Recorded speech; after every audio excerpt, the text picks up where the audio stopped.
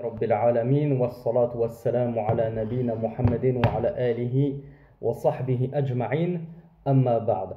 Donc hier on s'était arrêté sur une grosse séance de révision sur ce que c'est que le tawhid et ce que sont les différents types de polythéisme, différentes catégories de polythéisme et différentes catégories de polythéistes.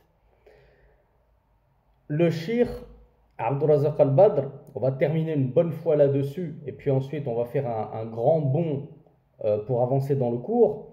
Le shir Abdurrazaq al-Badr, il nous dit que le premier des fondements que nous étudions actuellement, c'est le fait de vouer à Allah subhanahu wa ta'ala un culte exclusif, donc à lui seul, sans associé. Donc en langue arabe, le shir nous a dit Ikhlasuddin lillahi ta'ala wahdahu la sharika lahu.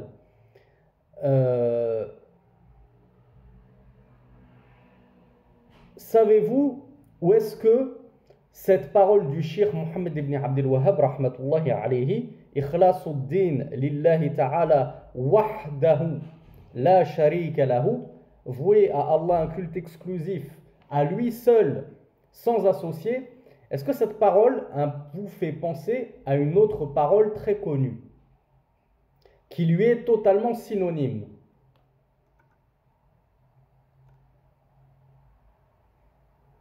Alors effectivement, on parle de Surat al-Bayyina, etc. Mais je vous dis une parole en particulier. Est-ce que ce que vient de dire Shir, on pourrait le dire autrement? Alors il y a Abu Aliya qui m'a apporté la parole que j'attendais.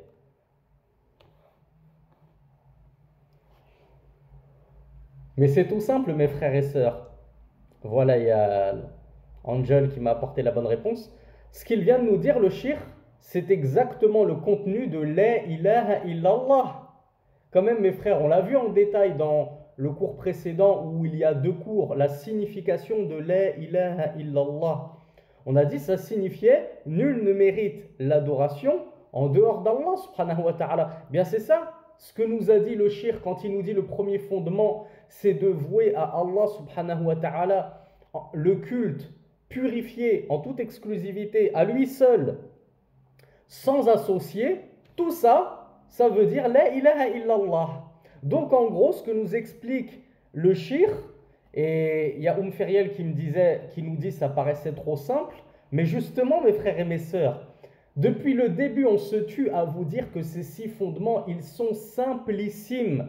Et c'est pour ça que le shir a introduit son épître en disant « Et ce qu'il y a de plus étonnant et stupéfiant, c'est que malgré la simplicité de ces 6 fondements et leur abondance dans le Coran et dans la Sunna, là on a beaucoup vu de Coran, vous allez voir qu'après le shir Abdurrazaq al-Badr va nous détailler des hadiths qui mentionnent ce premier fondement. Et bien malgré ça, un grand nombre de personnes s'est détourné de ces 6 fondements. Donc le premier fondement, c'est tout simplement, mes frères et sœurs, la concrétisation du monothéisme, la concrétisation de La ilaha illallah. C'est bien beau de le dire par la langue, c'est même obligatoire de le dire par la langue, hein, qu'on soit bien d'accord. Je suis d'accord avec vous, il faut le dire par la langue, mais ça ne suffit pas. Parce que sinon les munafiqoun, les hypocrites qui disent La ilaha illallah par la langue, et puis à côté, derrière, ils font tout le contraire, et ils adorent des statues, etc., et ils invoquent autre qu'Allah, eh bien leur parole La ilaha illallah ne leur servira à rien.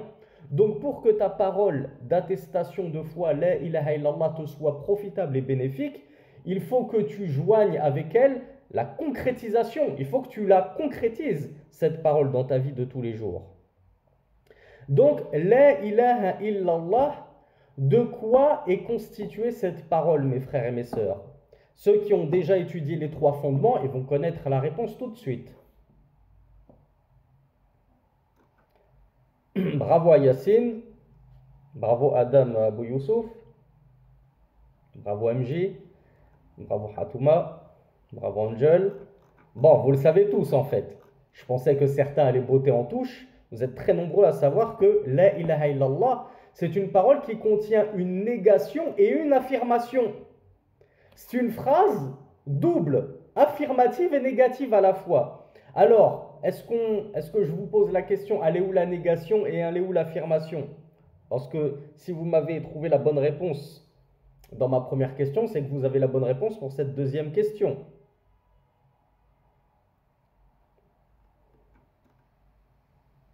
Alors, on me dit la ilaha, c'est la négation. Il n'y a pas de Dieu, négation, c'est-à-dire digne d'adoration. Donc là, je négationne. Illallah, affirmation. Excepté Allah, j'affirme par contre que toute l'adoration, il n'y a que un seul ayant droit, un seul qui la mérite, c'est Allah. Donc, premièrement, je nie le droit à l'adoration de toute divinité, sauf une seule que j'affirme à la fin de cette parole, et cette seule divinité, c'est Allah subhanahu wa ta'ala. Eh bien, c'est exactement ce que nous a fait le shirk dans ce premier fondement. Lorsqu'il nous a dit « Ikhlasuddin lillah wahdahu », donc là, il a commencé par quoi? L'affirmation ou la négation? Lorsqu'il a dit, le premier fondement, c'est l'exclusivité du culte à Allah seul, sans associer. Est-ce qu'il a fait comme la shahada et il a fait précéder la négation à l'affirmation? Non, il a fait le contraire. Est-ce que ça pose un problème, mes frères et sœurs, qu'on fasse passer l'affirmation avant la négation et la négation avant l'affirmation? Ça pose un problème? Est-ce qu'il y a un ordre à respecter? Il n'y a aucun ordre à respecter. Par contre, est-ce que je peux me contenter uniquement d'affirmer? Et c'est-à-dire que je vais dire Allah est Dieu. Je vais même aller plus loin, je vais dire Allah est le Seigneur des mondes. Et je me contente de ça. Est-ce que ça suffit, ça? Alors vous me dites non, ça ne suffit pas. Pourquoi ça ne suffit pas, mes frères et mes sœurs? Alors bravo à Feriel qui me dit non parce qu'il le savait déjà. C'est exactement ce qu'on a vu hier. On a dit que les polythéistes de la Mecque à qui Allah subhanahu wa ta'ala a envoyé Muhammad sallallahu alayhi wa sallam, ils le reconnaissaient déjà, ça, qu'il n'y avait qu'un seul Seigneur qui avait créé les cieux et la terre, qui avait soumis le soleil et la lune, qui possédait l'ouïe et la vue, etc., etc. Ils le reconnaissaient déjà.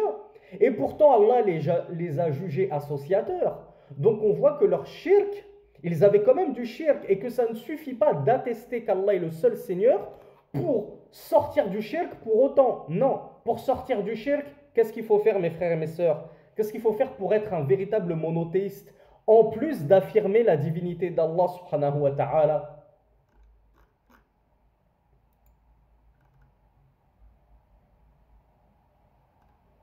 Voilà. Comme me l'a dit Atoumata, il faut mécroire au Tarout, c'est-à-dire qu'il faut nier cette divinité à tout autre que lui. Donc c'est bien, j'ai attesté la divinité à Allah, je dis Allah c'est un Dieu, Allah c'est Dieu, Allah c'est le Seigneur des mondes, tout ça c'est bien, mais je dois impérativement ajouter, et c'est le seul en dehors de tout autre que lui. Parce que comme on l'a vu hier, les chrétiens ils vont vous dire la même chose. Les chrétiens ils vous disent oui, oui, on croit en Allah, je vous ai dit en Égypte, ils l'appellent Allah. Ils ne vont pas vous dire comme les chrétiens d'Occident, le Père, le Fils et le Saint-Esprit. Ils vont dire Allah wa Isa. Allah et Jésus. Donc eux ils disent, nous croyons en Allah. Est-ce que ça suffit pour faire d'eux des monothéistes? Non. Pourquoi? Parce qu'ils ne veulent pas renier la divinité à Isa. Ils ne veulent pas renier la divinité au Saint-Esprit, Jibril, Gabriel. Ils leur affirment la divinité. Donc ça c'est du shirk. Ils n'ont pas purifié leur monothéisme pour Allah seul. Du coup, je vous pose une question un peu plus difficile. Du coup, les juifs, et on ne va pas prendre ceux qui adorent Uzair, d'accord? Parce que Uzair, c'est un cas à part. Et tous les juifs, à l'heure d'aujourd'hui, en 2023, ne disent pas forcément que Uzair, c'est le fils d'Allah. Ça, c'était beaucoup au temps du messager d'Allah, sallallahu alayhi wa sallam. De nos jours, cette croyance, c'est un petit peu perdue. Elle existe toujours, hein? Mais ce n'est pas la majorité des juifs que l'on connaît. Du coup, les juifs qui ne disent pas que Uzair, c'est le fils d'Allah, est-ce qu'ils sont monothéistes? Alors, il y a Angel qui m'a apporté la bonne réponse. MJ aussi. Abou Ismail aussi. Yassine aussi. Nusayba, bravo. Nourain aussi. Alors, vous êtes nombreux à m'avoir apporté la bonne réponse. Je ne pensais pas que vous auriez été aussi nombreux. Parce que on a tendance, et c'est pas vous qui me contredirez là-dessus, à toujours entendre matin, midi et soir, quand on vit en Europe, les trois religions monothéistes. C'est pas vrai, mes sœurs et mes frères? On n'entend pas toujours parler des fameuses trois religions monothéistes. Donc, quand on grandit, et je ne m'exclus pas du lot, hein, j'ai grandi comme ça en pensant naïvement qu'il y avait trois religions monothéistes. Le christianisme, le judaïsme et l'islam. Du coup, est-ce que les juifs, ce sont vraiment des monothéistes alors qu'ils n'ont qu'un seul Dieu, contrairement aux chrétiens, ils n'ont pas plusieurs dieux. Ils croient en un seul Dieu. Oui, sauf que ils ont pris, comme vous me l'avez dit, c'était ça la question que je vous ai posée et à laquelle vous avez bien répondu, ils ont pris leurs doctes, leurs savants, leurs rabbins pour des divinités en dehors d'Allah subhanahu wa ta'ala.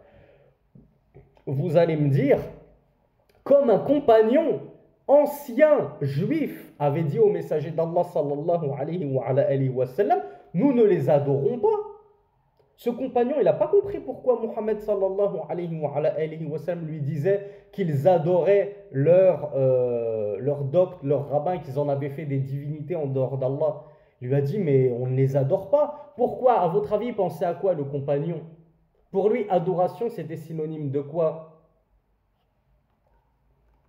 Tout de suite, adoration, chez nous, c'est synonyme de on se prosterne, on fait des do'as, etc. Comme les Qurayshites le faisaient pour leurs idoles. On immole pour eux ces choses-là. Qu'est-ce qu'il lui a répondu, le messager d'Allah, sallallahu alayhi wa sallam? Comment il lui a prouvé que c'était bien de l'adoration, ce qu'ils faisaient les Juifs? Adoration d'un autre qu'Allah. Adoration, en l'occurrence, des rabbins. C'était quoi leur shirk?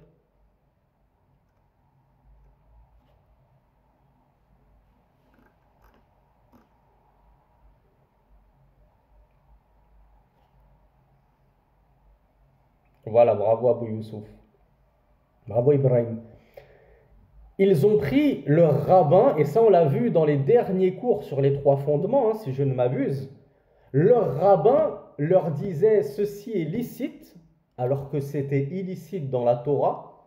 Et qu'est-ce qu'ils faisaient les Juifs? Ils suivaient leur rabbin en considérant, c'est pas juste on le suit son rabbin par faiblesse de foi et pour pécher, non. C'est-à-dire que dianatan, religieusement, on va considérer que cette chose-là, elle est devenue illicite. Elle est devenue licite. Alors que dans la Torah, c'est écrit que c'est illicite. Mais mon rabbin, il m'a dit que c'était licite, ben je suis mon rabbin. Au lieu de suivre Allah subhanahu wa ta'ala dans la Torah. Et vice-versa. Quelque chose qui est halal, nos rabbins nous disent non, non, maintenant c'est interdit, il ne faut plus faire ça. Eh bien, ils les suivaient leur rabbin. Donc en fait, ils ont pris leur rabbin pour des seigneurs et des divinités en dehors d'Allah qui légifèrent en dehors d'Allah subhanahu wa ta'ala. Alors que la législation n'appartient qu'à Allah subhanahu wa ta'ala. Petite question d'actualité. Est-ce que Sheikh Fawzan, Sheikh Al-Ruhaili, Sheikh Abdurrazaq Al-Badr, ils ont le droit de nous légiférer des choses? Donc qu'est-ce qu'ils ont le droit de faire nos savants s'ils n'ont pas le droit de légiférer?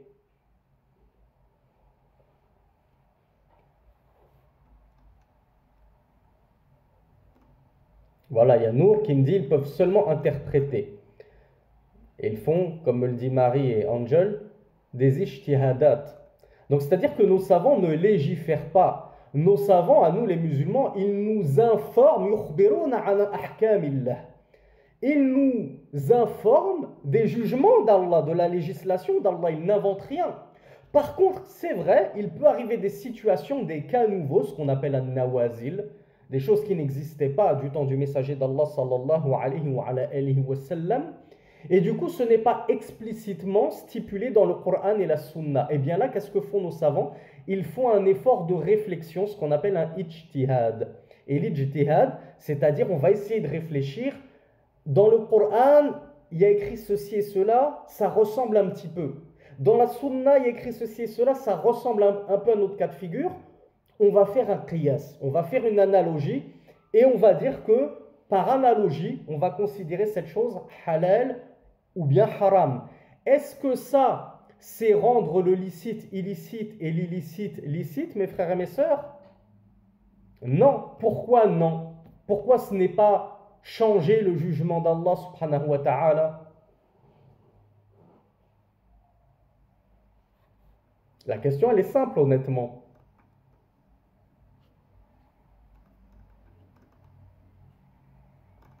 La réponse, elle est de deux aspects. Premièrement, ben, tout simplement parce que le jugement de cette chose-là n'est pas clairement mentionné dans le Coran.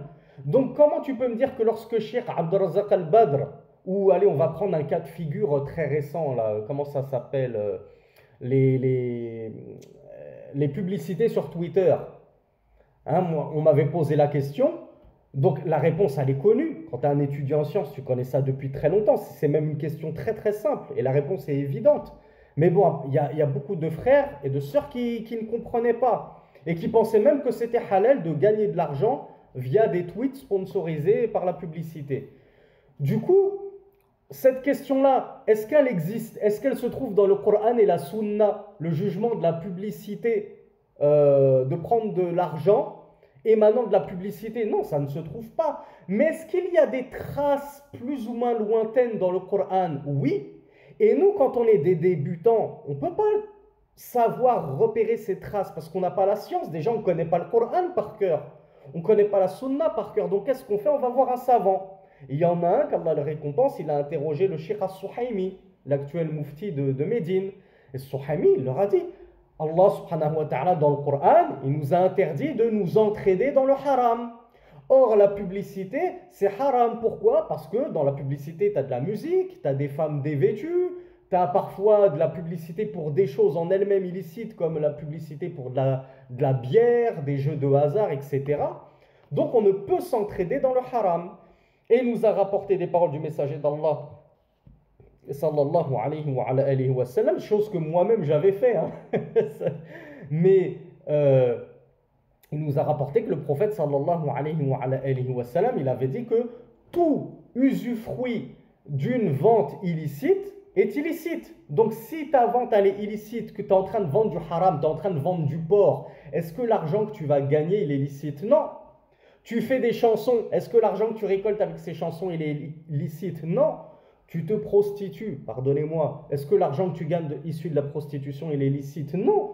Donc en nous basant sur des éléments du Coran et de la Sunna, nos savants peuvent faire ce qu'on appelle cet effort de réflexion et du coup, ils aboutissent à un jugement qui ne s'oppose pas au Coran puisqu'il n'est pas mentionné texto comme ça dans le Coran, mais en plus, il est plutôt en adéquation et en osmose avec certains autres jugements du Coran qui se ressemblent plus ou moins.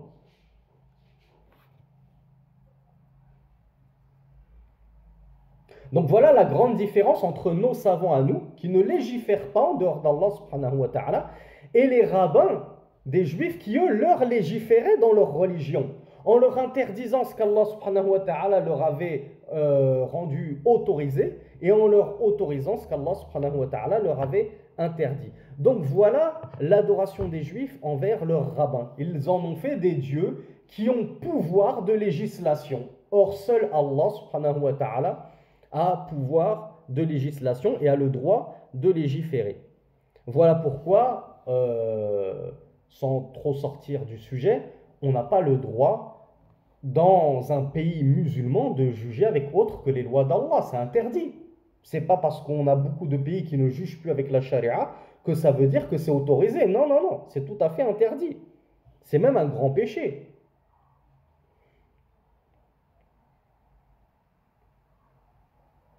Donc le shir, Abdurrazzaq al-Badr, nous dit que le serviteur ne sera pas monothéiste et il ne sera pas mukhlis dans son culte, c'est-à-dire qu'il n'aura pas apporté l'exclusivité et la pureté de son culte, tant qu'il n'aura pas ajouté ces deux composantes, tant qu'il n'aura pas affirmé ces deux composantes, le droit seul d'Allah à la divinité et renier ce même droit à la divinité à tout autre qu'Allah subhanahu wa ta'ala.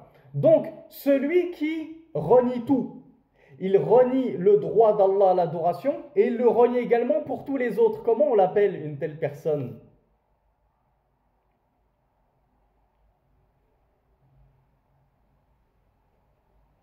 Voilà, on l'appelle un athée tout simplement, puisque lui refuse de croire en la moindre divinité selon ses prétentions. Comme on l'a expliqué, et Cheikh Abdurrazzaq al-Badr le dit lui-même, ils sont malahida, pluriel de mulhid, ils sont incrédules, ils ne croient soi-disant en rien, mais ils disent mère nature. Ils disent que c'est la nature qui crée les choses. D'autres disent que c'est le Big Bang, etc., etc.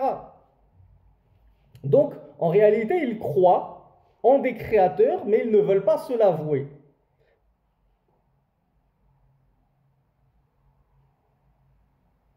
Donc, eux, ces gens-là, ils n'apportent que la première partie de la shahada qui est La ilaha. Eux, ils disent La ilaha. Il n'y a pas de Dieu. Ni Allah, ni un autre qu'Allah. Ils nient cette divinité à tous. Comme on l'a vu, celui qui dit juste la dernière phrase, illallah, c'est-à-dire il attribue la divinité à Allah.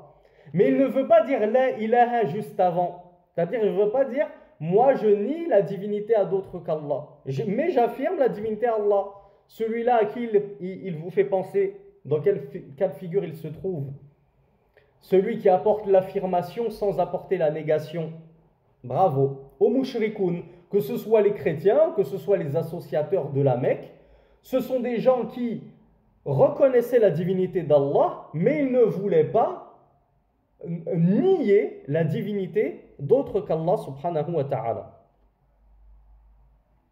Donc, le seul monothéiste, c'est celui qui ajoute ces deux composantes de l'attestation de foi. L'affirmation et la négation, nous apprend le shir Abdurrazzaq al-Badr, mais je pense que ça c'était connu de tous normalement parce que c'est un point fondamental et très important de notre credo.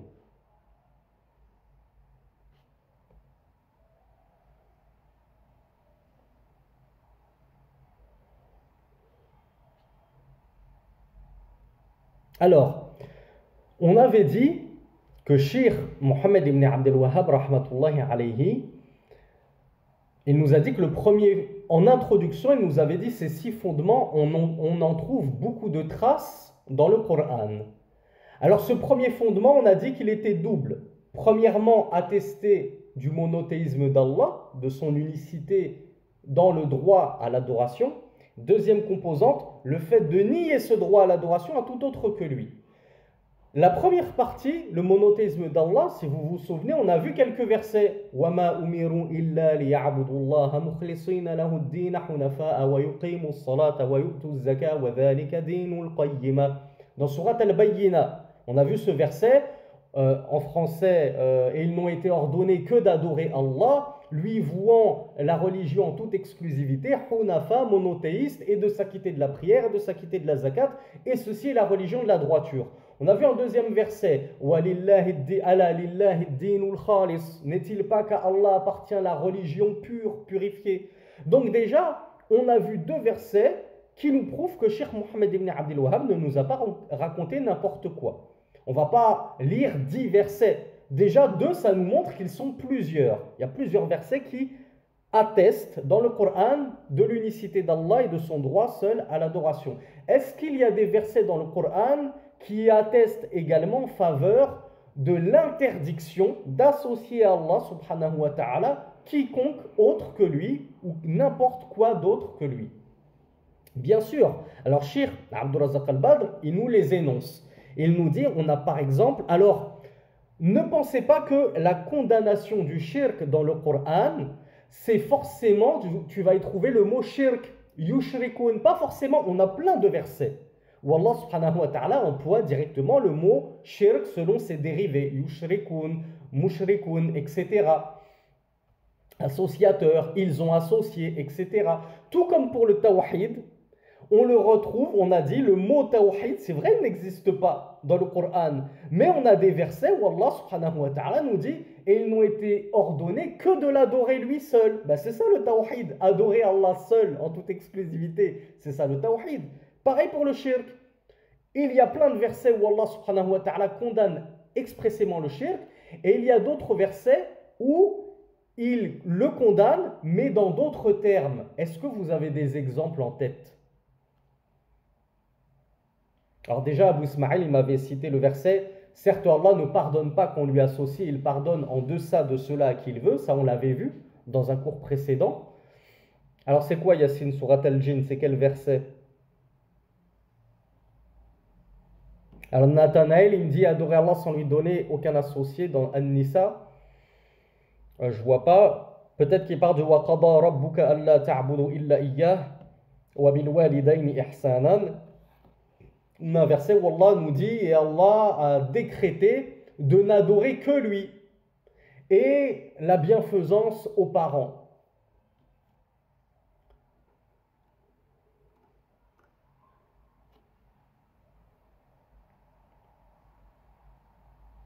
Alors moi je parle de la condamnation du shirk parce que ici vous m'apportez beaucoup de versets qui parlent du droit d'Allah à l'adoration seule. Ça on a dit c'est la première composante de la shahada, de l'attestation de foi. Moi je veux des preuves de la deuxième composante. C'est quoi la preuve que j'ai pas le droit d'associer Allah subhanahu wa ta'ala? Même si lorsque vous me citez des versets avec le mot ikhlas, je suis d'accord ça rentre dedans puisque l'ikhlas ça nie justement toute association à Allah subhanahu wa ta'ala.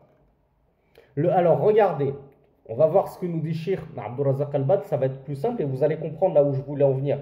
Je voulais des exemples où on ne trouve pas forcément le mot ya'budun, mukhlisin, ashirk, mais d'autres adorations qui ne sont pas appelées adoration directement. Et vous allez comprendre que là on a vraiment beaucoup d'exemples dans le Coran de ce style-là. Le Cheikh Abdul Razak Al-Badr, donc il nous dit qu'Allah subhanahu wa ta'ala, de nombreux endroits dans le Coran, il a condamné le shirk de manière claire, comme nous l'a dit le Cheikh Mohammed ibn Abdel Wahhab en introduction. Il a mentionné ces 6 fondements plusieurs fois, de plusieurs manières et de manière très claire et très intelligible et compréhensible par les gens de la masse. Parmi ces versets, le Cheikh Abdul Razak Al-Badr nous dit وَمَنْ يَدْعُ مَعَ اللَّهِ. Alors il n'a pas fini le verset. ومن يدعو مع الله إلها آخر لا برهان له به فإنما حسابه عند ربه إنه لا يفلح الكافرون.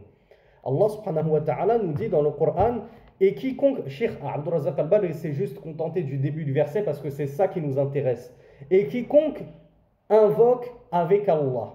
Et la suite du verset c'est ce sur quoi il n'a aucune preuve, alors son compte reviendra à Allah. Certes, ne réussissent pas les mécréants.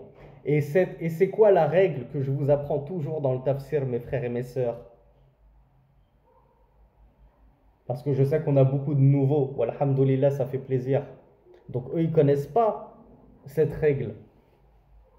Enfin, quand je dis règle, une astuce pour mieux savourer le Coran et mieux le comprendre, c'est de toujours faire le rapprochement entre la fin du verset et le début du verset. Parce que souvent, ça éclaircit tout. Allah subhanahu wa ta'ala nous dit quiconque invoque un autre ou quiconque invoque avec Allah. Donc toi, tu invoques Allah. Mais en même temps que tu invoques, ou en même temps, dans un second temps, après avoir invoqué Allah, tu vas te tourner, comme on va le voir dans une histoire que va nous narrer le Cheikh Abdul Razak Al-Badr, tu vas invoquer Rasulullah sallallahu alayhi wa alihi wa sallam. Eh bien Allah nous dit, cette personne-là, son compte reviendra à Allah. Bon, Allah me dit, son compte revient à Allah, d'accord, ben, est-ce que nous, les musulmans croyants, notre compte, il revient à Allah? Ou alors on n'a pas de compte à rendre à Allah, nous? Bien sûr. Donc nous aussi, notre compte, il revient à Allah. Donc pour l'instant, en tant que débutant, je ne comprends pas encore trop le verset. Je ne sais pas si c'est grave ou pas. Mais Allah, il conclut le verset. Pour ça qu'il faut que je fasse attention à la fin du verset. Il nous dit, certes, ne réussissent pas les infidèles. Ah, donc je comprends. Pourquoi Allah, il me dit au début, quiconque invoque avec Allah autrui, et à la fin, il me dit, certes, ne réussissent pas les infidèles, ben, ça veut dire que celui qui invoque avec Allah autrui, c'est un infidèle, c'est un mécréant. Donc je comprends, en prenant le verset dans son ensemble et en le méditant calmement, qu'il est interdit d'invoquer un autre qu'Allah.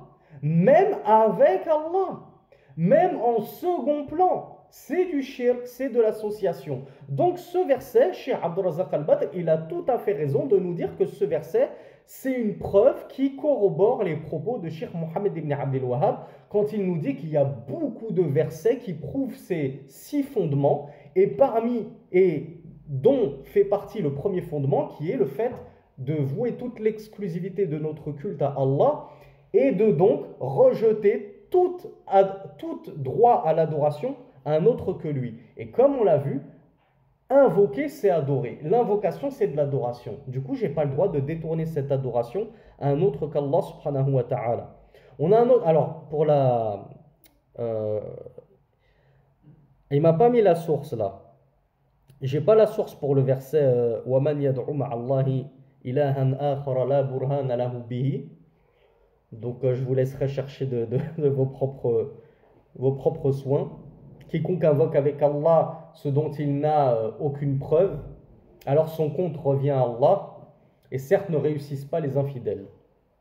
On a un autre verset où là j'ai la source, c'est le numéro 56 de la sourate Al-Isra, le voyage nocturne. Alors il y a Jasmine qui nous dit, c'est sourate Al-Mu'minun, les croyants, verset 117.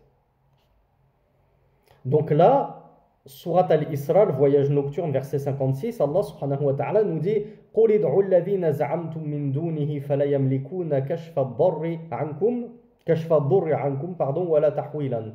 Dit, invoquez ce que vous avez prétendu être, c'est-à-dire des divinités en dehors de lui. Ils ne possèdent pas la dissipation des maux, c'est-à-dire en votre faveur, ni leur changement. Changer cet état de mal en un bon état. Donc Allah subhanahu wa ta'ala, ici, il condamne justement avec une figure de style en disant « Invoquez-les donc ». Invoquez-les donc, vous prétendez qu'ils sont des associés à Allah, eh bien invoquez-les. Ils ne sont pas capables de vous bénéficier. Donc c'est un petit peu comme une question oratoire. Pourquoi est-ce que tu invoques ceux qui ne te bénéficient en rien? Ils ne sont pas capables de changer ta situation de mal en bien. Dans un autre verset, Allah subhanahu wa ta'ala nous dit, donc dans Surat Fatir, le Créateur, verset 13, وَالَّذِينَ تَدْعُونَ مِن دُونِهِ مَا يَمْلِكُونَ مِن قِطْمِيرٍ. Et ceux que vous invoquez en dehors de lui ne possèdent même pas un qitmir. Est-ce que vous savez ce que c'est que le qitmir? Alors non, c'est pas un moustique. Alors c'est pas un noyau de date, c'est encore plus précis que ça. Alors qui va nous apporter la bonne réponse là? Ils sont où les grands linguistes? Ah bravo, Abou Ismail il s'est rattrapé. Quoique non, c'était pas Abou Ismail qui avait donné la mauvaise réponse. Donc bravo Abou Ismail. Alors non, c'est pas le bébé de la fourmi. Ouais, arrêtez arrêtez de viser partout en vous disant j'ai une chance sur 2 d'avoir bon. Alors bravo Mbilqis qui a aussi la bonne réponse. Bravo à Bordeaux 33. Alors Al-Qitmir, vous savez la date.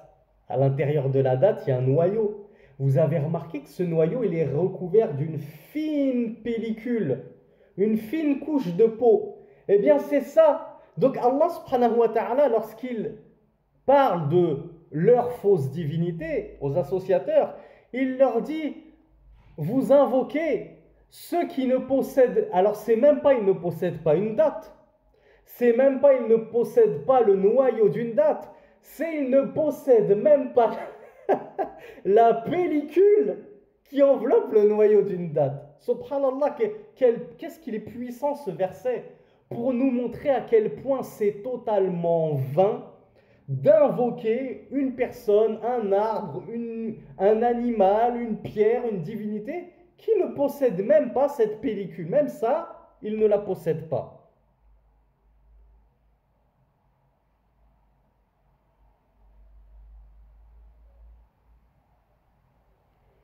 Et enfin, dans la sourate Ash-Shu'ara, les poètes, versets 97 et 98, Allah nous cite les gens de l'enfer qui diront Tallahi in kunna lafi dalalim mubin in nusawwikum bi rabbil alamin. Par Allah, nous étions dans un égarement manifeste lorsque nous vous avions fait des égaux au Seigneur des mondes. Donc Allah Azza wa Jal, ici dans le Coran, il est en train de nous montrer que les infidèles s'en mordront les doigts d'avoir associé Allah subhanahu wa ta'ala dans la vie de l'ici-bas, dans la vie de la dunya, et de lui avoir donc donné des égaux. Eh bien, vous voyez, tous ces versets-là, ce sont une preuve que le shirk est interdit. Il n'y a pas besoin de parler, de mentionner textuellement le shirk.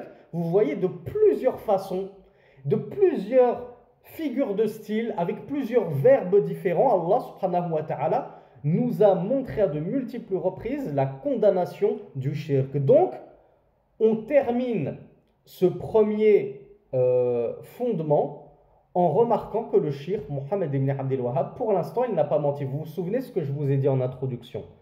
Le premier cours, je vous ai dit, j'aimerais qu'on termine ce séminaire et on finisse ces 6 fondements en répondant tous, chacun d'entre nous, on va essayer de trouver, est-ce que Cheikh Mohammed ibn Abdel Wahhab, c'était un menteur qui a inventé une nouvelle religion, une nouvelle aqidah, une nouvelle croyance, ou bien à chaque fois qu'il disait quelque chose, il le prouvait par A plus B. A étant le Coran et B étant la Sunna. C'était toujours, voici un verset du Coran qui te montre que j'ai rien inventé, voici un hadith du prophète qui te montre que je n'ai rien inventé. Donc déjà là, le shirk, ce premier fondement, il n'a rien inventé. On a vu qu'effectivement, il a raison. Il y a plein de versets coraniques qui abondent dans le sens de la concrétisation du tawhid et le désaveu du shirk et de l'association.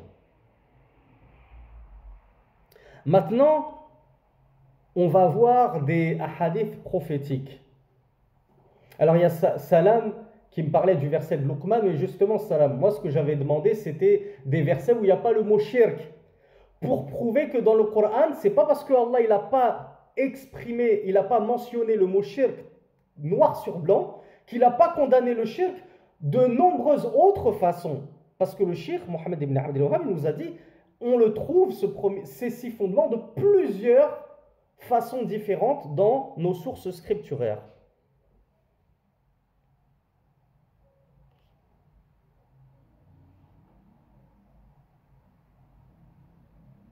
Donc comme nous le dit le Cheikh Abdul Razak al-Badr, Allah subhanahu wa ta'ala, il a donc condamné le shirk dans le Coran, mot pour mot, textuellement, en employant le mot shirk, yushrikun, tous ses dérivés, et en employant d'autres mots, d'autres sens, mais qui abondent justement dans le même sens et qui expriment également le désaveu du shirk. Et donc il a clarifié ceci, Allah subhanahu wa ta'ala, le désaveu du shirk, de la façon la plus claire et limpide qui soit, qui ne peut échapper à personne, pas même à la personne la plus basique parmi les gens de la masse, comme nous l'avons donc dit en introduction. Le Cheikh Abdul Razak al-Badr, il nous dit, et malgré ceci, malgré la clarté du tawhid et la clarté de la condamnation du shirk dans le Coran, nous avons des gens dans notre Ummah qui prétendent que ces versets-là, ce sont des versets équivoques et ambigus que seuls les mujtahidoun peuvent comprendre. Cheikh Abdul Razak al-Badr, il nous dit, il y a des gens, lorsque tu leur apportes ces versets qui condamnent le shirk sur lequel ils reposent, comme justement certains adorateurs de tombes, etc., tu leur rapportes ces versets qui condamnent le polythéisme, et ils te disent « Waouh, t'es qui? T'es qui pour extraire les fawaïd de ces versets? T'es qui pour extraire les sens et les jugements relatifs à ces versets? Ça, c'est réservé aux grands savants. Nous, les gens de la masse, on ne peut pas comprendre ça. Est-ce que c'est vrai ou c'est faux, ça, mes frères? Ce postulat, cette prétention, elle est totalement fausse. C'est faux. Tout le monde peut comprendre ça.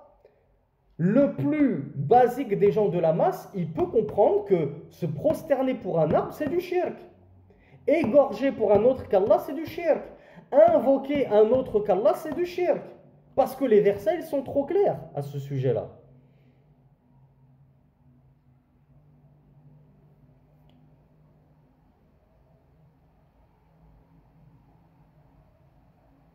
Alors, à ce sujet, le shirk, il a 2 histoires qui nous rapportent. Et je sais que vous aimez beaucoup les histoires, alors là, vous allez être servis.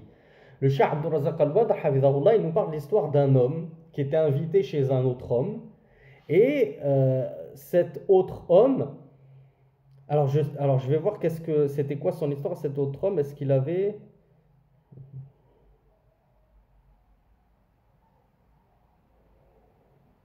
D'accord, donc il n'a pas mentionné c'était quoi son shirk.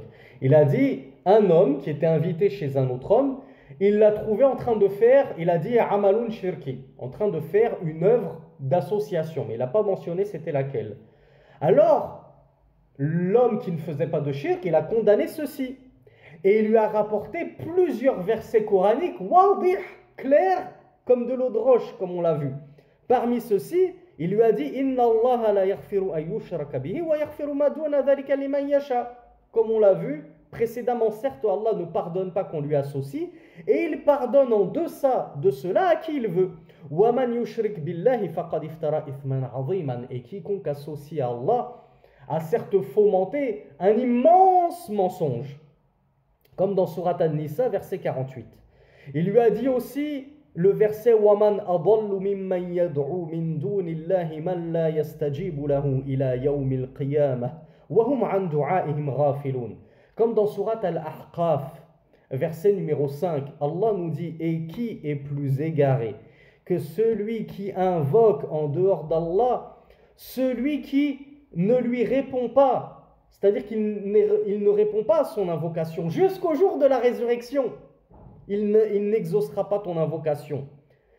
Et ils sont négligents quant à leur invocation. Donc Allah nous dit, il n'y a pas plus égaré que quelqu'un qui invoque, celui qui ne te répond pas, et même, il est carrément insouciant de tes invocations. Il ne les entend pas, tes invocations. Tu es en train d'invoquer, toi tu es en France, tu es en Belgique, tu es dans tel et tel pays, je ne vais pas me fâcher avec des gens, donc je ne vais pas citer de nom de pays. Tu invoques un Sidi Tijani, je ne sais pas quoi, les pseudo-qutb, hein, les pseudo-pôles du soufisme, qui est mort il y a déjà 500 ans ou 1000 ans ou je ne sais quoi. Tu l'invoques, comment tu veux qu'il t'entende? Il est dans sa tombe, il est mort, peut-être qu'il se fait châtier. Wallahu a'lam, Allah seul le sait. Donc tu invoques quelqu'un qui ne t'entend pas. Donc comment veux-tu déjà qu'il réponde favorablement à ton invocation? Donc cet homme-là, il a cité quelques versets du Coran indiquant la grande interdiction du polythéisme. Et cet homme-là, qu'est-ce qu'il lui a répondu à votre avis? Il lui a dit, ces versets-là, on ne peut pas les comprendre à notre échelle, nous les gens de la masse. Ce sont des versets que seuls les savants peuvent comprendre. Donc moi, ces versets-là, ils me prouvent en aucun cas que ce que je suis en train de faire, c'est du shirk. Donc en gros, Cheikh Abdul Razak Al-Badr, qu'est-ce qu'il nous dit? Il nous dit ces gens-là, quand on leur cite des versets qui contredisent et contreviennent à leur passion, ils les rejettent avec pour excuse, ces versets ils sont ambigus, ils font partie des mutashabihat, il n'y a que les savants qui peuvent les comprendre, donc ne me fais pas le rappel, arrête de me faire des rappels avec des versets ambigus. Hein, cela, il faut laisser la science de ceci aux savants. D'accord, il a laissé un petit moment s'écouler. Puis il y a une petite fille qui est rentrée. Donc l'homme qui ne commettait pas de shirk, il lui a dit c'est qui cette petite fille? Donc l'homme qui commettait du shirk lui a dit c'est ma fille, elle a 7 ans. Alors qu'est-ce qu'il lui a dit l'autre? Il lui a dit pourquoi ne l'épouses-tu pas? Il lui a dit ah, mais qu'est-ce que tu racontes? Je viens de te dire que c'est ma fille. Alors l'autre il a insisté, il lui a dit mais épouse-la. Alors qu'est-ce qu'il a fait l'autre, à votre avis?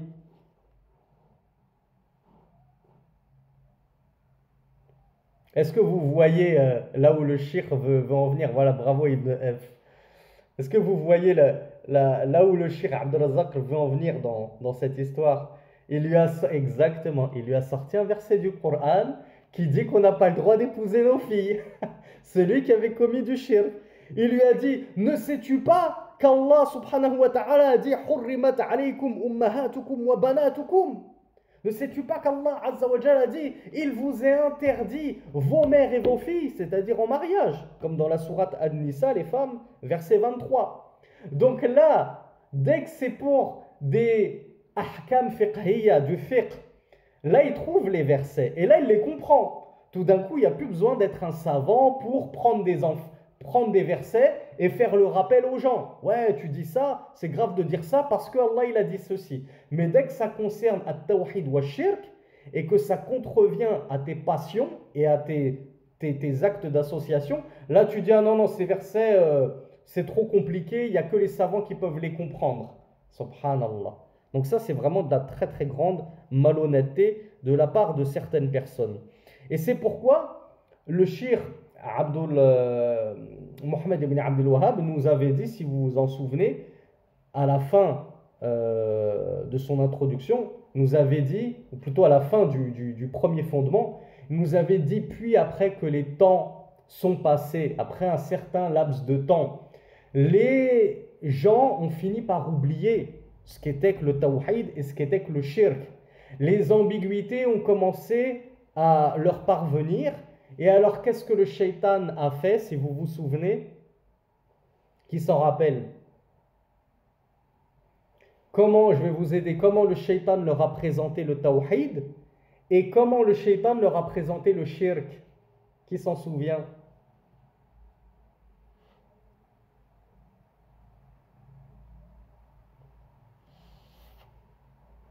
Oui, alors, inversion des valeurs, il leur a embelli le faux, je suis d'accord avec vous, mais plus précisément. Alors, bravo à Hatouma qui me dit qu'il leur a présenté ça comme un manque de considération des pieux, des anciens, des vertueux. Donc, Yassine me dit la même chose. C'est exactement ça. Shaitan leur a présenté le tawhid, le vrai monothéisme, comme étant un dédain et un manque de considération et de respect envers les pieux. C'est comme si nous, on disait que le fait de n'adorer qu'Allah, c'est un manque de respect pour Sheikh Al-Albani, Sheikh Ibn Uthaymin, Sheikh Ibn Baz. Ça se fait pas quand même, après tout ce qu'ils ont fait pour nous, toute la science qu'ils nous ont léguée. Même pas on va aller visiter leur tombe et faire une petite doua sur leur tombe. Puis, de génération en génération, quand nos arrière-petits-enfants verront qu'on est là en train de pleurer sur leur tombe à faire des doigts, qu'est-ce que vous pensez que nos petits-enfants et arrière-petits-enfants ils vont faire? Ben, ils vont faire comme l'avant-peuple de Noé. Et ils vont se dire, ah ben, on a trouvé nos anciens en larmes, les bras levés au ciel sur leur tombe. C'est parce qu'ils les invoquaient directement, parce qu'ils étaient sûrement très proches d'Allah et capables de répondre à leurs doigts et leurs invocations. Donc voilà comment le shaitan les a fait très pernicieusement et très vicieusement, mais malgré tout intelligemment. Il est intelligent le shaitan, il y va petit à petit, comme ça, comme on dit, il pose ses pions sur l'échiquier, ou l'échiquier, je ne sais plus comment on dit, jusqu'à ce que de génération en génération, ils finissent par perdre tout le monde. Et du coup, le shirk, qui est de la grande association et qui est le pire crime que l'humanité connaisse, comment il leur a présenté, comment il leur a fait miroiter ça? Là, la réponse, elle est facile, c'est l'exact opposé. Le shirk, il leur a présenté comme étant respecter les anciens, respecter les pieux, avoir de la considération pour nos salihoun, avoir de la considération pour les salafos salih, les pieux prédécesseurs. Ah ben moi, l'imam Malik, je dois le respecter. Donc de temps en temps, je fais une petite invocation à l'imam Malik. Oh l'imam Malik, toi tu as une place très élevée auprès d'Allah. Déjà premièrement, qu'est-ce que j'en sais, subhanallah? Qu'est-ce que j'en sais, subhanallah? Je connais al-ghaib, l'invisible. Mais voilà, je vais dire, voilà, comme tu as une place très élevée, oh imam Malik, je te demande d'intercéder en ma faveur pour qu'Allah me donne des enfants. Et après, les gens, à force de voir toutes ces bid'ah-là, ces innovations, ils invoquent directement l'imam Malik. Oh l'imam Malik, toi qui as une place très élevée auprès d'Allah, donne-moi un enfant. Là, c'est carrément à lui que je demande, subhanallah. Et ainsi, le shaitan a perdu les gens dans le shirk et le kufr, en leur présentant l'association comme étant le respect, la considération de certaines personnes très rapprochées d'Allah subhanahu wa ta'ala, exactement le shirk dans lequel étaient tombés les Qurayshites, les associateurs de la Mecque, qui disaient nous ne les adorons que pour qu'ils nous rapprochent d'Allah subhanahu wa ta'ala. Donc du coup, ils les adoraient, ils les invoquaient directement. Il sacrifiait pour eux directement. Il faisait des offrandes pour eux directement. Alors que le Cheikh Abdurrazzaq al-Badr nous rappelle cette chose évidente, normalement pour tous, c'est que, on est d'accord mes frères et mes sœurs, il y a quand même zéro lien entre ça et ça. Entre le fait de ne pas invoquer Cheikh Ibn Uthaymin et le fait de lui manquer de respect, il y a zéro lien. On est d'accord, c'est pas lié. C'est pas parce que je l'invoque pas que je lui manque de respect. Il n'y a aucun rapport, comme me le dit Julie. On est d'accord. Ben, c'est ce que nous rappelle le Cheikh Abdurrazzaq al-Badr. Malgré qu'il y a zéro rapport, il n'y a aucun lien entre les deux, Shaitan, il a réussi à leur faire gober ça. Si vous les adorez pas un peu, si vous n'allez pas auprès de leur tombe et vous réfugiez en eux, etc., ben vous ne leur aurez pas donné la considération qu'ils méritent, parce que c'était pas n'importe qui. Ben, ils ont fini par gober ça, qu'Allah nous en préserve. Alors très rapidement, on va voir les preuves de la sunna, puisqu'on a vu beaucoup de preuves du Coran concernant ce premier fondement qui est le monothéisme d'Allah et le désaveu du polythéisme. Parmi la sunna, un homme était venu voir le prophète sallallahu alayhi wa sallam et lui avait dit ma sha'Allahu wa shi'ta. Donc ce qui signifie c'est ce qu'Allah a voulu et c'est ce que tu as voulu, c'est-à-dire toi Rasulallah. Qu'est-ce qu'il a répondu? Tout de suite, il n'a pas laissé passer ça. Il a dit aja'altani wallaha adlan bal ma sha'Allahu wahda. Cheikh Abdurrazzaq al-Badr nous dit que le prophète sallallahu alayhi wa sallam a fermé toutes les portes qui pouvaient mener au polythéisme. Savez-vous comment ça s'appelle en arabe? Le fait de fermer les portes. Le fait de mettre des barrages aux voies qui mènent, aux moyens. Personne ne sait comment ça s'appelle? Close bab. Alors il y a Angel qui nous parle mi-anglais, mi-arabe. Quel remix? Close bab. Ok.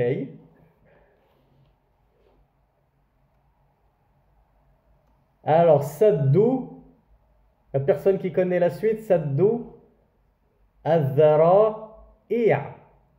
Saddou al-Dhara'i'. Vous l'entendrez souvent quand vous étudierez la religion plus en profondeur. Saddou al-Dhara'i', ça veut dire c'est fermer les moyens qui mènent à, fermer les routes à. Donc le Cheikh Abdurrazzaq al-Badr nous dit que Rasulullah sallallahu alayhi wa sallam, vous allez voir qu'à son époque, il a fermé toutes les portes menant au polythéisme, et comme on va le voir, il y a certaines choses qui, en réalité, c'est pas vraiment du polythéisme.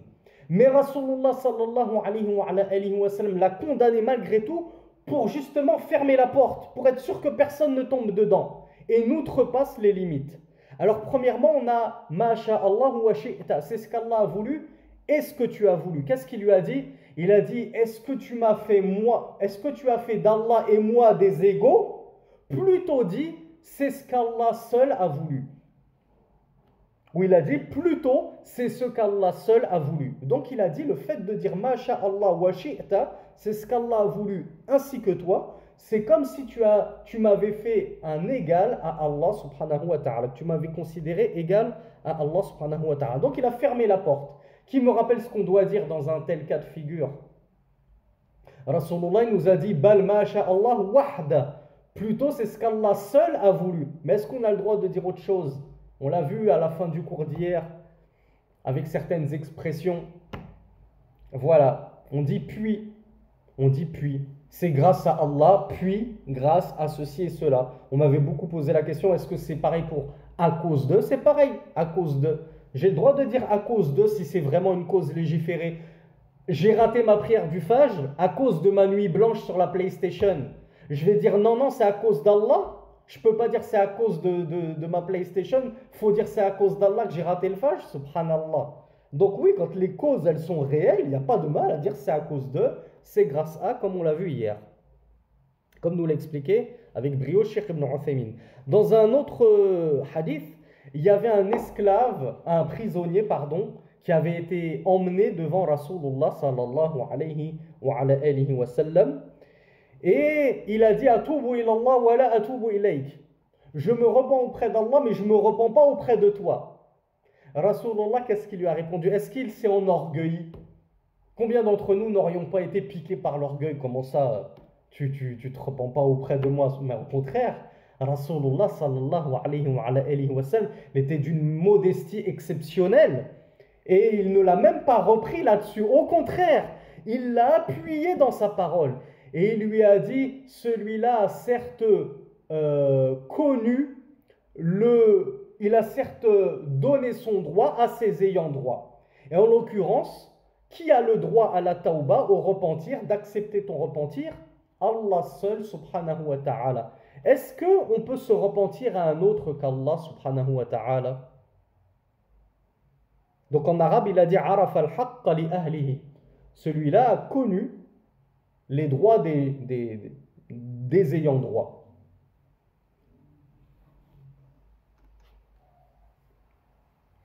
Alors il y en a qui me disent, si on a fait du tort à quelqu'un, effectivement, ça fait partie des conditions du repentir, mais le repentir, il est pour Allah. Et parmi ces conditions, si on a lésé quelqu'un, eh bien, on lui demande pardon et on répare le tort. Mais le repentir, c'est le droit d'Allah, subhanahu wa ta'ala, seul. Est-ce qu'il y en a sur terre qui se repentent à autre qu'Allah, subhanahu wa ta'ala?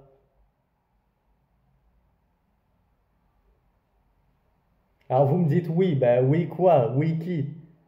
Argumentez. Alors Abou Foulane, il me dit les chrétiens, qu'est-ce qu'ils font les chrétiens? Voilà, bravo Léon. On en a déjà parlé. Bravo Lounès. Voilà Benasser. Les chrétiens qui se confessent, ils vont au confessionnal, donc dans un isoloir, seul avec un prêtre, qu'ils appellent mon père, et ils osent lui dire, mon père, j'ai péché, pardonnez-moi. Subhanallah, ils demandent pardon à une créature alors qu'ils ont désobéi au Créateur. Et qu'est-ce qu'il fait le prêtre? Au lieu de lui rappeler le tawhid et de dire à ces gens-là, ittaqullah, craignez Allah, c'est à Allah qu'il faut demander pardon. Il lui dit, je t'absous, va mon fils, va ma fille, je t'absous. La ilaha illallah, la ilaha illallah. Réellement, il y a d'autres dieux qu'Allah subhanahu wa ta'ala. Et tous ces gens-là ont pris des créatures pour divinité en dehors d'Allah subhanahu wa ta'ala. Ya'buduna ahbarahum. Ils adorent leurs docs, leurs moines, leurs rabbins, comme a dit vrai Allah subhanahu wa ta'ala et Rasulullah sallallahu alayhi wa alihi wa sallam.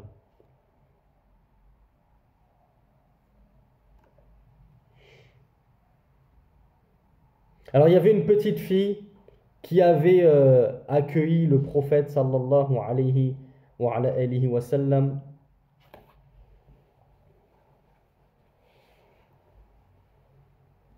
Attendez, c'est pas celui-là.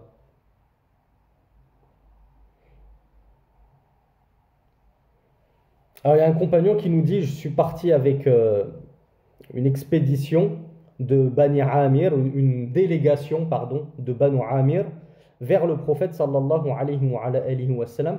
Et alors on lui a dit, Anta sayyiduna. Vous savez ce que ça veut dire sayyid? Alors non, Bakary, on n'est pas au deuxième fondement, rassure-toi. Là, on va terminer le premier fondement ce soir, Inch'Allah. Alors ça veut dire quoi, sayyid? Bravo, je vois que vous êtes nombreux à le savoir, ça veut dire maître. Donc ils lui ont dit Anta sayyiduna. Ça veut dire quoi du coup en arabe? Anta sayyiduna. C'est ça qu'ils ont dit au messager d'Allah sallallahu alayhi wa sallam. Bravo, ça veut dire tu es notre maître. Donc qu'est-ce qu'il leur a répondu le messager d'Allah sallallahu alayhi wa sallam? As-sayyidullah tabaraka wa ta'ala. Il a répondu le maître c'est Allah tabaraka wa ta'ala. Donc je vous disais tout à l'heure, vous allez voir que Rasulullah sallallahu alayhi wa sallam, il a fermé toutes les portes, quand bien même certaines choses ne sont pas du shirk en elles-mêmes. Cependant, ce sont des voies qui peuvent mener au shirk. Est-ce que c'est interdit d'appeler quelqu'un maître, d'appeler une créature maître? Ça me fait penser à une sœur que je ne vais pas afficher, donc je ne vais pas la nommer, et qui m'avait écrit en privé... attention Akhi, je te conseille de ne pas dire maître un tel, parce que j'avais appelé quelqu'un maître un tel, parce qu'il se faisait appeler comme ça. Moi je ne suis pas à l'actualité, donc je ne savais pas qu'elle avait changé son nom. Elle m'a dit, ça c'est à réserver qu'aux créateurs.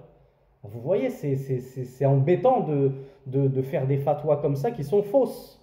Donc là, je vous ai donné la réponse. C'est pas du tout interdit. Il y a par exemple Ibn F qui nous parle du maître de la maison ou la maîtresse de la maison. Est-ce que maîtresse, c'est autre chose que le pendant féminin du terme maître? Quand tu étais à l'école, tu levais le doigt et tu disais maître, maître. Et pareil, lorsque c'était une femme, tu disais maîtresse, maîtresse. C'est interdit, c'est du shirk. Quand tu disais maître, maître, j'ai une question, maîtresse, j'ai une question, tu étais en train d'adorer cette personne, tu étais en train de la considérer comme un égal à Allah subhanahu wa ta'ala. Alors Bordeaux 33 nous dit, les avocats on les appelle maîtres, effectivement. Et la maîtresse de maison, la propriétaire de la maison, on l'appelait Rabbul Bayt, Rabbatul Bayt, même en langue arabe, ça existe. Donc maître, c'est dans le sens le possesseur, celui qui possède la maison. Ça peut être dans le sens al-murabbi, l'éducateur, l'enseignant, éducateur, etc. Donc lorsque c'est dit dans ce sens-là, il n'y a aucun mal. Donc quand on dit, comme le font certains, Sayyiduna Muhammad sallallahu alayhi wa sallam, notre maître Muhammad sallallahu alayhi wa sallam, il n'y a aucun mal à dire cette parole-là, c'est pas du shirk. Mais Rasulullah sallallahu alayhi wa sallam, pourquoi il l'avait condamné à votre avis à ce moment-là?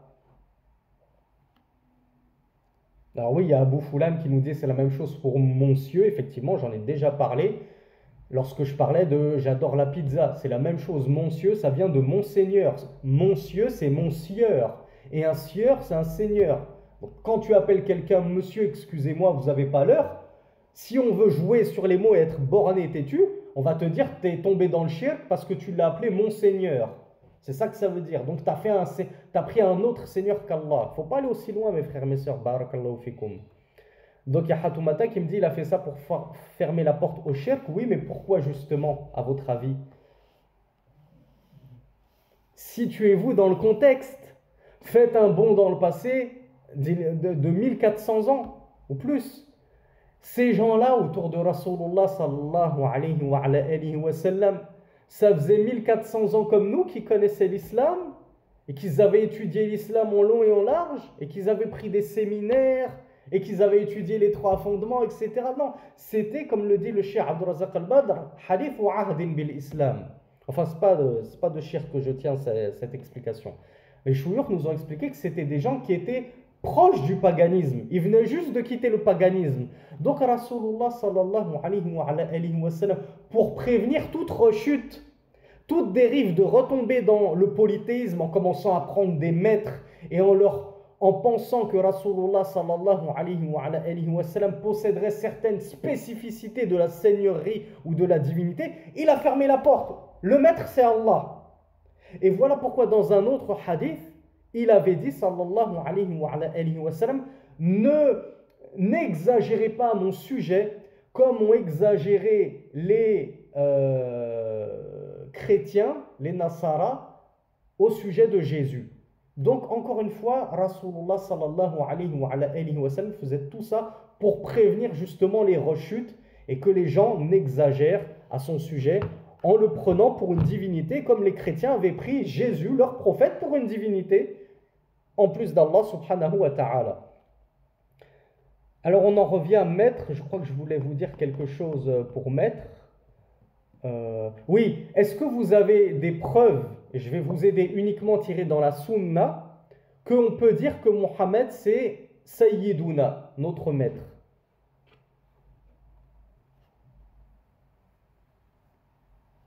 Alors, Ben Nasser qui me dit il y a le hadith où on ne doit pas dire Sayyiduna lors de la prière ibrahimiya. Alors Ben Nasser, je ne connais pas ce hadith et je ne suis pas un cheikh, hein, donc je ne connais pas tout, mais je doute qu'il existe.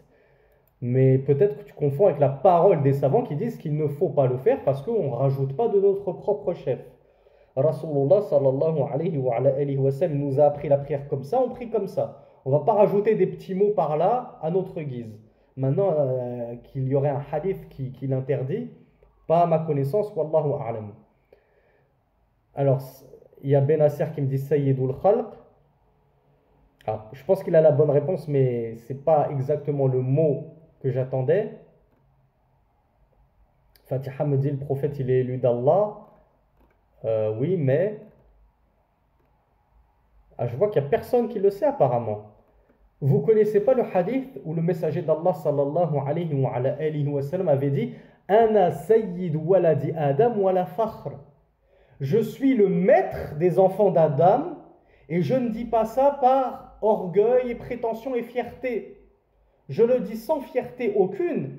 Pourquoi il dit je le dis sans fierté? En fait, il voulait dire à ses compagnons, je suis dans l'obligation de vous le dire pour que vous le sachiez, pour que vous connaissiez le rang de votre prophète vis-à-vis d'Allah subhanahu wa ta'ala. C'est vrai, en toute modestie, je suis le maître des enfants d'Adam, c'est-à-dire je suis, comme nous le disait Benasser, le meilleur de la création d'Allah subhanahu wa ta'ala. Je suis le meilleur des humains, le meilleur des envoyés, le meilleur des prophètes et messagers.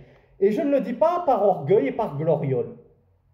Donc dans ce hadith-là, le messager d'Allah sallallahu alayhi wa sallam, c'est lui-même décrit comme Sayyid, le maître des enfants d'Adam. Qui a un autre hadith? Je vais vous aider concernant les petits-fils du messager d'Allah sallallahu alayhi wa sallam.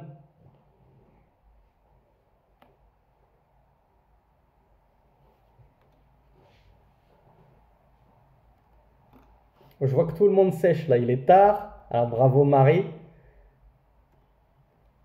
Concernant ces deux petits-fils bien-aimés, Al-Hassan et Al-Hussein, il avait dit d'Al-Hassan, Hada Sayyid, ça c'est un maître. Et il nous avait informé qu'ils étaient les maîtres des gens du paradis. Des maîtres parmi les gens du paradis.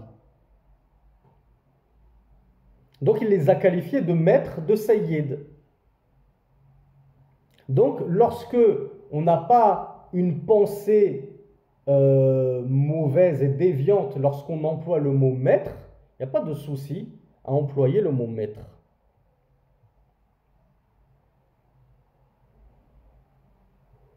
Alors, il y a encore beaucoup de hadiths que le Cheikh Abdurrazzaq al-Badr, hafizahullah, a mentionné pour nous prouver que même dans la sunna, on a beaucoup de hadiths qui montrent la condamnation ferme du shirk et même carrément la condamnation de tout ce qui mène au shirk. Donc on voit à quel point c'était pris au sérieux par le messager d'Allah sallallahu alayhi wa sallam. Et d'ailleurs c'était sa mission numéro 1, c'était d'appeler au monothéisme et de condamner, de blâmer le polythéisme. On va juste terminer, comme je vous l'avais promis, avec une deuxième petite histoire de Cheikh Abdurrazzaq al-Badr. Ça, c'est une histoire personnelle qu'il nous narre et qu'il a vécue. Il nous dit qu'il avait l'habitude de prier à côté d'un homme à la prière du Maghrib. C'est toujours la même personne qui priait à côté de lui à la prière du Maghrib. Et il était impressionné par la piété que dégageait cet homme, parce qu'à chaque fin de prière, eh bien, il invoquait en levant les mains.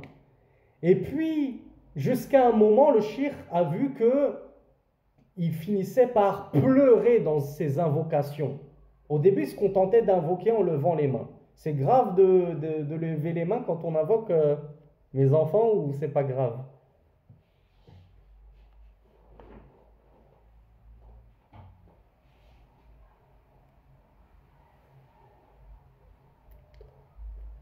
Bravo Léon. Léon, il m'a apporté la parole précise. C'est recommandé de lever les mains quand on invoque. Mais c'est juste qu'après la prière, on a vu que Ibn Taymiyyah nous a expliqué que l'après-prière, ce n'était pas un moment pour l'invocation. Il y a des savants qui voient que c'est un moment légiféré malgré tout. Et Cheikh Saleh al-Sheikh nous a dit, ça peut être légiféré d'invoquer après la prière, mais pas de lever les mains à ce moment-là. Parce que Rasulullah sallallahu alayhi wa sallam ne l'a pas fait. Donc on ne lève pas les mains. Si on tient vraiment à invoquer, au moins on ne lève pas les mains à ce moment-là. Pour moi, c'est déjà un avis intermédiaire.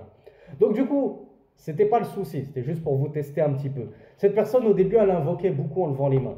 Après, le cheikh a vu qu'il commençait à invoquer cet homme-là en pleurant. Après, le cheikh, il a commencé à le voir invoquer en pleurant et il a commencé à entendre ce qu'il disait parce qu'il commençait à lever de plus en plus la voix dans ses invocations.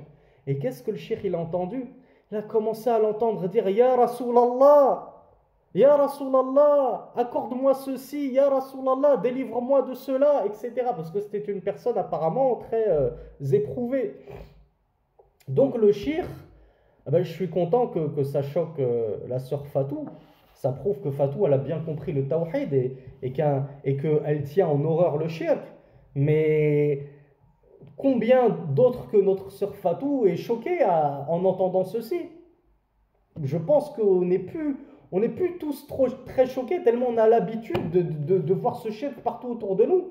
Ça ne choque presque plus les gens, alors que normalement c'est choquant d'entendre quelqu'un sur le mimbar en 2023 nous dire Ya Rasulallah, Udhran Ya Rasulallah, on te demande pardon, ô messager d'Allah, subhanallah, c'est du shirk akbar, c'est du grand politisme d'invoquer le messager d'Allah sallallahu alayhi wa sallam, de lui demander qu'il nous pardonne, subhanallah. Quelle différence entre le confessionnal des curés et nous si on se met à faire la même chose? Donc, on revient à l'histoire. Qu'est-ce qu'il a fait chez Abdul Razak al-Badr? Tout de suite, il lui a fait le rappel. Mais regardez comme il est sage, il est intelligent, c'est un shir. C'est pas Sami Philippe Chaouch qui fait des rappels catastrophiques et qui a aucune sagesse et qui se précipite, etc. Je le reconnais volontiers. Je suis pas un shir et je me suis jamais pris pour un shir. Donc le shir, qu'est-ce qu'il a fait? Au début, il lui a dit comment ça va ta situation, ta santé, comment vont les enfants, la famille, etc. Quand il a fini par gagner la confiance de cette personne-là, il a commencé à lui dire ah, j'ai vu que tu faisais beaucoup de doua, c'est bien, c'est important les doua, Allah il nous a incité à l'invoquer, c'est très très bien, la place de la doua dans notre religion elle est très importante, etc. Il l'a vraiment, comme on dit, rassuré, il l'a mis en confiance, il l'a vraiment mis en confiance. Quand il a fini par gagner la confiance de cet homme-là, il lui a dit, il a commencé à lui citer des hadiths sur l'interdiction d'invoquer un autre qu'Allah. Des hadiths, des versets, pardon. Notamment les versets qu'on a vus.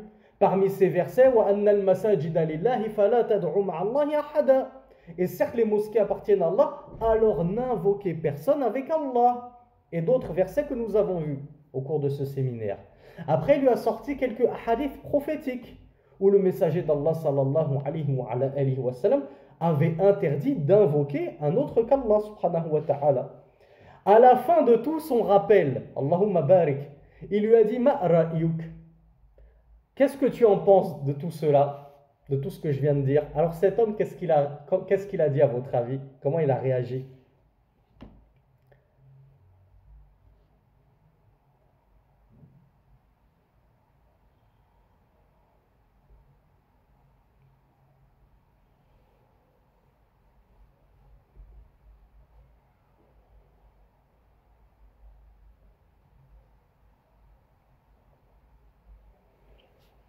Il lui a dit comment ça tu me demandes quel est mon avis? Tu me cites Qala Allah, Qala Rasulullah, tu me dis Allah a dit, Rasulullah a dit, et tu me demandes ensuite mon avis. Donc elle est belle la réaction de cet homme. Il s'est énervé dans le bon sens. Il a dit, j'ai pas à donner mon avis quand tu me dis Allah a dit, le messager d'Allah a dit. Est-ce que nous on réagit comme ça, subhanallah? Quand quelqu'un vient nous faire le rappel, il nous dit Allah il a dit cela, Rasulullah il a dit cela. Nous qu'est-ce qu'on fait? On dit ouais mais je pense pas. Quand même je pense pas. Hein. Je suis pas sûr. Lui il n'a pas bronché. Il a dit comment ça? Quel est mon avis? Tu me dis Allah a dit, le messager d'Allah a dit. Fin de l'affaire. Donc Cheikh Abdul Razak al-Badr il n'a pas compris. Il lui a dit oui mais si tu as compris ce que je viens de te dire, tous ces versets que je t'ai évoqués et ces hadiths prophétiques que je t'ai évoqués, je t'ai entendu invoquer le messager d'Allah sallallahu alayhi wa sallam. Alors l'homme il lui a dit ya cheikh, je viens de tel pays. Le cheikh il ne l'a pas évoqué, peut-être qu'il s'en souvenait plus, Allahu a'lam. Cet homme il lui a dit je viens de telle région et dans ma région wallahi je n'ai jamais entendu les propos que tu m'as tenus. La ilaha illallah. En d'autres termes, ce pauvre homme, il n'avait jamais entendu parler du tawhid véritable. Jamais. Et il a dit, sur les manabir, dans les khutbahs, ce n'est que les bons comportements, c'est ceci et cela. Et ce ne sont que des ambiguïtés. Lorsque ça touche au tawhid, ce sont des ambiguïtés. Souvenez-vous comme les ambiguïtés que Shaitan a mis aux gens. Si tu n'invoques pas Rasulullah, tu ne t'es pas acquitté du droit de Rasulullah sallallahu alayhi wa sallam. Donc, en fait, le pauvre, il vivait dans un environnement comme ça, déviant et égareur et égaré et égareur. Et du coup, le véritable monothéisme, alors il y a Julie qui me dit, venez de France, alors Allahu a'lam, moi, dans les 6 fondements, le shirk ne l'a pas évoqué, mais peut-être qu'il l'a évoqué ailleurs. Quoi qu'il en soit, cette pauvre personne n'avait jamais entendu parler du véritable tawhid. Et je pense que on est presque tous un peu comme ça. Je sais qu'il y a certains frères et sœurs qui m'ont souvent écrit. Moi, dès que je me suis converti, je suis tombé directement dans Ahlus Sunnah wal Jama'a, walhamdulillah. Ils sont tombés directement dans la vérité. Mais combien d'entre nous ne sortons-nous pas du soufisme ou de je ne sais quel autre. Il y en a qui sont tombés, qui se sont fait appâter par les Karkari. Il y en a qui se sont fait harponner par les Ahbash à la sortie des mosquées, etc., etc. Donc ce pauvre homme, en réalité, il n'avait jamais entendu le véritable monothéisme. Et il pensait qu'invoquer Rasulullah sallallahu alayhi wa sallam dans les moments de grand besoin et d'angoisse, ce n'était pas du shirk. Il ne savait pas que c'était du shirk. Subhanallah. D'où l'importance de bien étudier sa religion, surtout lorsqu'on vit justement dans des pays comme ça, où les ulama ne sont pas présents à toutes les portes, comme en Arabie Saoudite, comme en Égypte, comme même en Algérie, où alhamdoulilah, il y a beaucoup de savants, beaucoup d'étudiants en sciences. Bien nous, quand on vit comme ça dans des pays d'Europe, si on n'apprend pas notre religion et qu'on ne fait pas un effort de nous-mêmes, et qu'on se dit, la khoutba du vendredi, ça suffit, bien vous allez vous casser les dents, mes frères et mes sœurs. Vous allez vous casser les dents et vous ne parviendrez jamais à connaître la véritable religion d'Allah subhanahu wa ta'ala. Donc, هذا والله أعلم وصلى اللهم على نبينا محمد سبحانك اللهم وبحمدك أشهد أن لا إله إلا أنت أستغفرك وأتوب إليك وآخر دعوانا أن الحمد لله رب العالمين